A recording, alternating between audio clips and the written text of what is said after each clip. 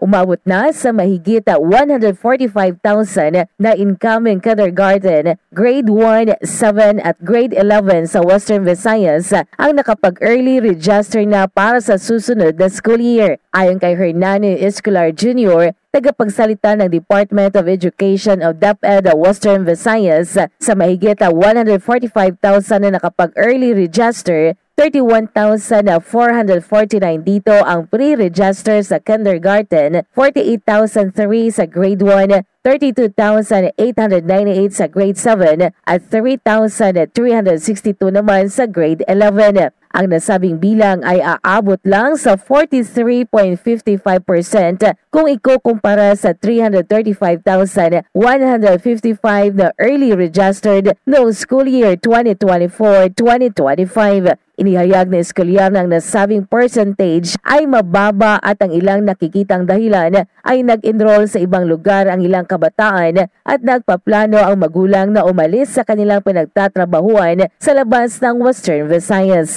Dagdag pa ni eskwelahan na isa din sa konsiderasyon lalo na sa magpapa-early register na kindergarten na dapat ang bata ay may edad na 5 taong gulang bago ang August 31, 2025. Nagsagawa naman ng DepEd 6 ng door-to-door campaign o pag-anonsyo ng early registration sa bawat barangay forum para maabot ang mga estudyante o magulang na magpa-early register na. Nagsimula ang nasabing early registration noong January 15 at magtatapos sa darating na February 15, 2025. Ito si Jennifer Karikitan para sa Radyo Alternatibo Balita Nationwide.